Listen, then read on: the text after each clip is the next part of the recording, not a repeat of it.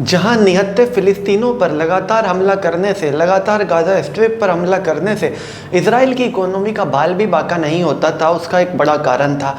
दरअसल में फ़िलिस्तीन के पास लड़ने को सिर्फ़ और सिर्फ हमास है, जो आधी से ज़्यादा दुनिया उसे आतंकी संगठन मानती है। उसको हथियार नहीं मिलते और हथियारों के नाम पर वो जुगाड़ करके देसी रॉकेट बनाता है, और जिनको आयरन डोम बड़ी आसानी से इंटरसेप्ट कर लेता है, और ना ही उसमें इजराइल का ज़्यादा खर्चा होता और ना ही इजराइल की कोई बिल्डिंग तबाह होती।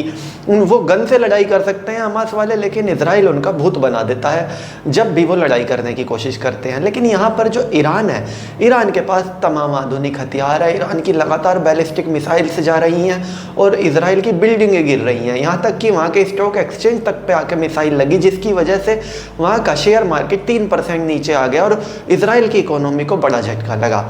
इजराइल बड़ी बेसब्री से इंतज़ार कर रहा है कि किसी तरह अमेरिका ऑफिशियल एंट्री ले ले इस जंग में, लेकिन अमेरिका ने हाल ही में ऐसे संदेश दिए आए थे डोनाल्ड ट्रंप की वजह से कि शायद वो इस जंग में शामिल हो, लेकिन उसके बाद रूस और चीन की तरफ से वार्निंग आ गई थी इजराइल के खिलाफ। अमेरिका समझ गया अगर वो सीधे शामिल हुआ तो ऐसा ना हो कि उधर से चीन और रूस सीधे शामिल हो जाएं और उसको लेने के देने पड़ जाएं। इसलिए अमेरिका ने अभी 2 हफ्ते तक अपना फैसला पीछे रख लिया है कि 2 हफ्ते बाद डिसाइड करेंगे इस पे, और ऐसे में लगातार इजराइल पर बमबारी हो रही है।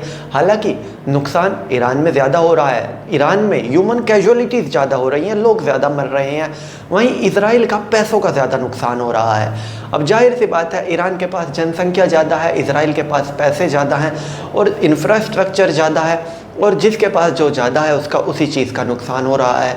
देखने वाली बातों की ईरान और इजराइल जल्दी सीज़ फायर करते हैं या नहीं, पूरी दुनिया चाहती है सीज़ फायर हो जाए, क्योंकि ईरान बहुत बड़ा देश है और इजराइल के लिए इतना आसान नहीं है। आज के मॉडर्न वारफेयर में ईरान को घुटनों पे लाना अकेले दम पे तो बिल्कुल भी नहीं। अब ये 1948 का वक्त नहीं है कि इजराइल एक साथ मिलकर बहुत सारे देशों को हरा देगा, या फिर 6 डे वॉर नहीं है, 70s का दशक नहीं है कि इजराइल एक साथ मिलकर बहुत सारे देशों को हरा देगा। उस वक्त कैमरे नहीं होते थे, इतने सैटेलाइट्स नहीं होती थी, और इजराइल का पीछे से अमेरिका साथ दे देता था। इजराइल की लड़ाई अमेरिका लड़ लेता था, दुनिया को लगता था कि इजराइल ने 6 देश एक साथ हरा दिए। हकीकत दुनिया जानती थी लेकिन बोलती नहीं थी, क्योंकि इजराइल का जो प्रोपोगेंडा था वो हमेशा से तगड़ा रहा कि हम बहुत तगड़े देश हैं।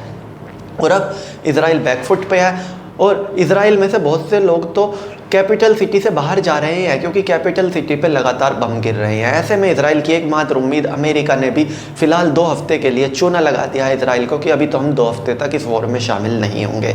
तो चलिए दोस्तों, मैं राहुल दहिया, फिलहाल इस वीडियो के लिए इतना ही। आगे भी इसी तरह की वीडियोज़ के लिए बने रहिए मेरे साथ। धन्यवाद।